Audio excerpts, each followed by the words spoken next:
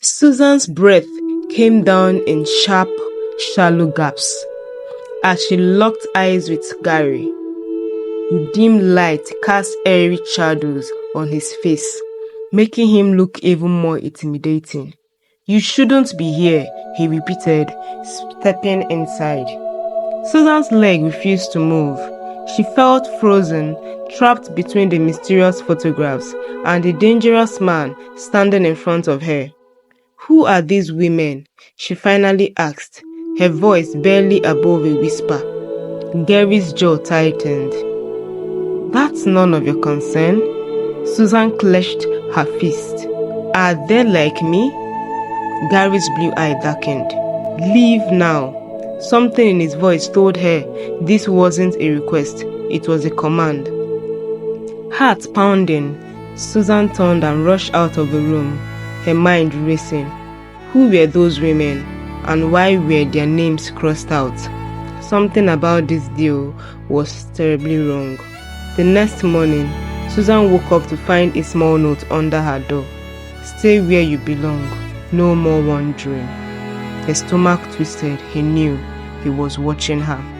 At breakfast, Garry acted as if nothing had happened. He sipped his coffee, reading the newspaper. Susan watched him closely. "What happened at the last woman you brought here?" she asked. For a split second, something flashed in his eyes. Annoyance, amusement, she couldn't tell. Then he smirked. "Eat your breakfast, Susan." She gritted her teeth. He wasn't going to tell her anything, but she wasn't going to stop digging. Late that night, Susan lay awake, staring at the ceiling. Sleep was impossible. Then she heard it, a faint crying sound. Her heart jumped. She sat up, staring her ears. It was coming from somewhere inside the mansion. Slowly, she got out of bed, tiptoed towards the door. If Garry caught her again, she knew there would be consequences. But she had to know. The sound led her down the dimly lit hallway, past the grand staircase, and towards the east wing. As she got closer, the crying turned into soft whispers. Susan's breath caught. Someone was behind one of the doors. She pressed her ear against it. "Please, help me." Susan's blood turned to ice. She twisted the doorknob, locked. She knocked. "Hello? Who is there?" Silence, then the sound of footsteps approaching. Heavy, slow. Susan spun around, just as a shadow loomed over her. Garry. Her face was blank, but his eyes were dangerous. "I warned you." Before she could react, he grabbed her wrist and dragged her away. Susan's room door slammed shut. She backed away, pressing against the wall as Garry advanced towards her. "What are you hiding?" she demanded, her voice trembling. Garry exhaled slowly, as if trying to control his temper. "You need to stop asking questions, Susan. It's for your own good." His chest tightened. "You are lying." His gaze hardened. "Do you want to leave?" Her stomach flipped. Was this a test? If she said yes, would he let her go? Or would she end up like the women in those photographs? Susan swallowed hard. I don't know." Garry studied her, her face unreadable. Then, without another word, he turned and walked away, locking the door behind him. Susan collapsed onto the bed, her heart hammering. She was trapped. And now she was sure something sinister was happening in this house. She had to find out what before it was too late. Susan sat on the bed, her mind spinning. The door was locked. She was being watched. Her eyes flickered to the window. Could she escape? She rushed out and tried to open it, but it wouldn't budge. Locked, just like everything else in the house. She clenched her fist. No, She couldn't let fear control her. She needed answers. Who was behind that locked door? Why were there pictures of other women? And most importantly, what was Garry hiding? The next morning, Susan was allowed out of her room, but something was different. They were guards. Two men in suits stood at the end of the hallway, their eyes following her every move. She was a prisoner. She made her way downstairs for breakfast. Garry wasn't there. Instead, she saw a new maid, a woman in her mid-40s with tired eyes and trembling hands. Susan's gut told her something was off. "Good morning, miss," the woman said softly.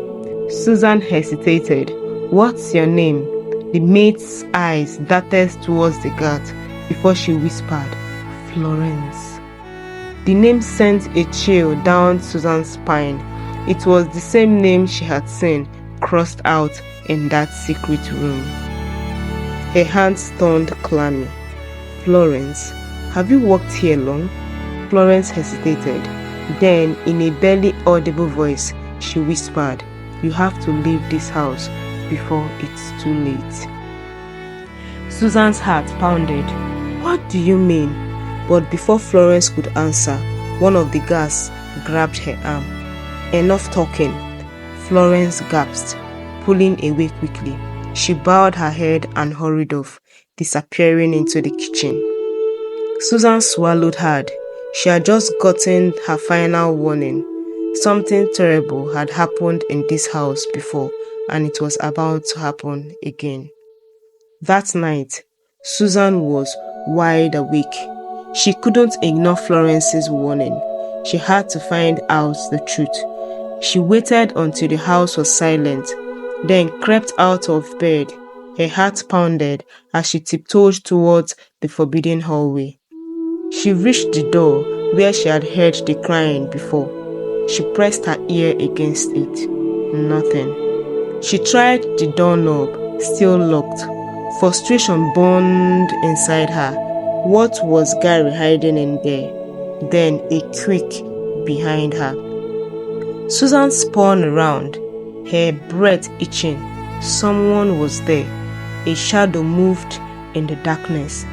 A step back, her heart trembling. "Who is there?" Silence, then a whisper. "Run." A cold chill ran down her spine. She turned and sprinted back to her room, slamming the door shut. Her body trembled as she pressed her back against it. Who was that? And why did they tell her to run? The next morning, Garry was waiting for her at breakfast. His expression was unbearable, but his sharp blue eyes bore into her. "You seem restless," he said. Susan forced a tight smile. "Just getting used to everything." She leaned forward, studying her. "You have been sneaking around." Her stomach flipped. He knew. She started, but she cut her off. "I warned you not to ask questions." He took out a folder and slid across the table. "Read this." Susan's hand trembled as she picked it up. It was the contract she had signed, but now she noticed something she hadn't before: the fine print. Her heart nearly stopped. If she failed to fulfill her part of the agreement, she would disappear. Her blood ran cold. This wasn't just about having his child. This was a trap. Susan knew she had to escape. She had one chance. She waited until Garry left for a meeting, then rushed to Florence. "Help me get out," she whispered. Florence's eyes filled with fear. "He will kill us both." Susan grabbed her hands. "Please, I don't want to die." Florence hesitated, then nodded. "Meet me at the back gate at midnight." Susan's heart soared with hope. This was her chance. But she had no idea that Garry already knew. And she wasn't going to let her live alive. My beautiful besties, kindly stay tuned for the part 3 of this story. Kindly like, subscribe, share so that the algorithm of the story can go viral. I love you all.